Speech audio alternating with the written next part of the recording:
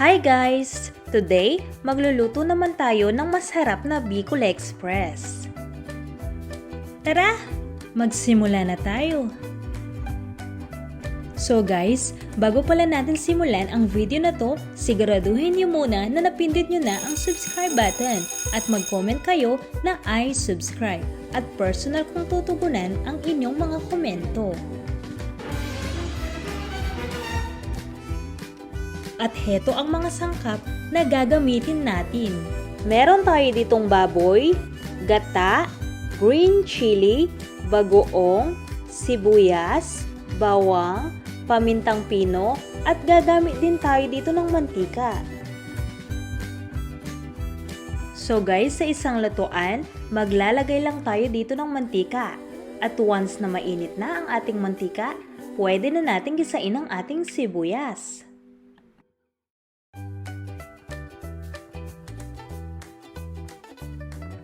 Then, isunod na rin natin ang ating bawang.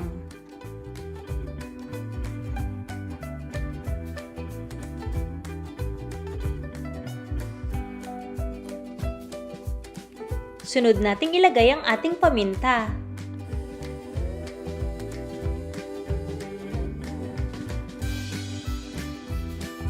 Then, ilalagay na rin natin ang ating nahiwa na baboy.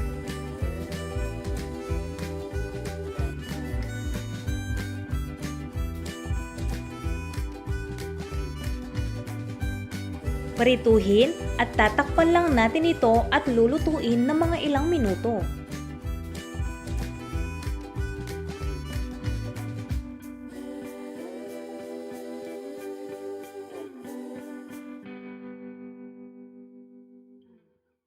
Haluin din natin ito paminsan-minsan.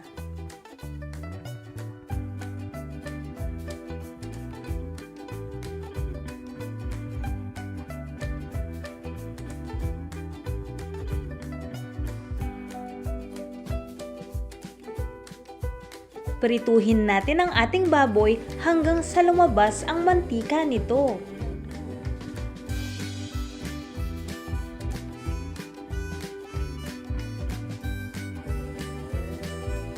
Once na ganito na ang itsura, pwede na nating ilagay ang ating bagoong. Then, halu-haluin lang natin ito.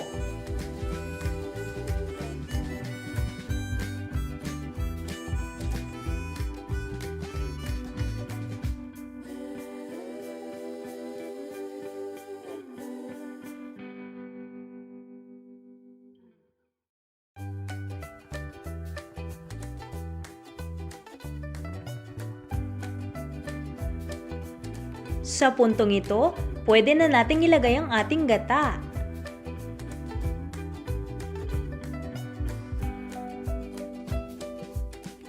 Haluin lang natin ito at papakuluan hanggang sa magmantika ang ating gata at tuluyang lumambot ang ating baboy.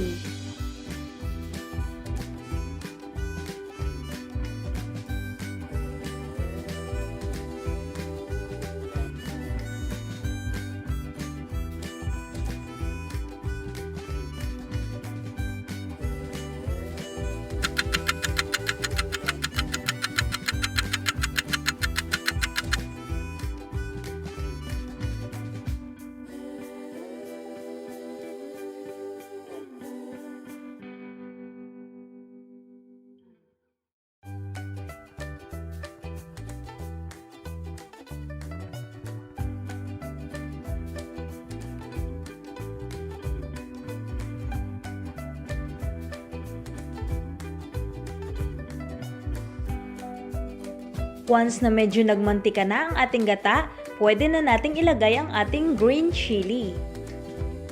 At kung napansin nyo guys, hindi ako naglagay ng maraming sili dahil sobrang anghang na rin ng ginamit kong bagoong.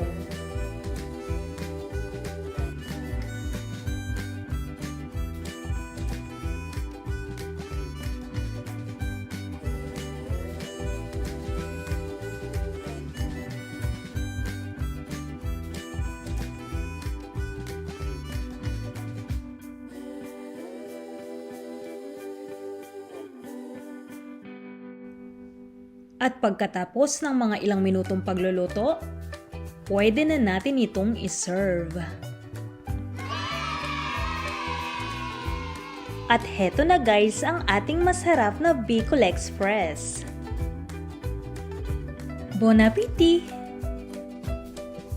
Sana nagustuhan niyo ang recipe ko na to at itry niyo din. Alam ko na sobrang magugustuhan niyo ito.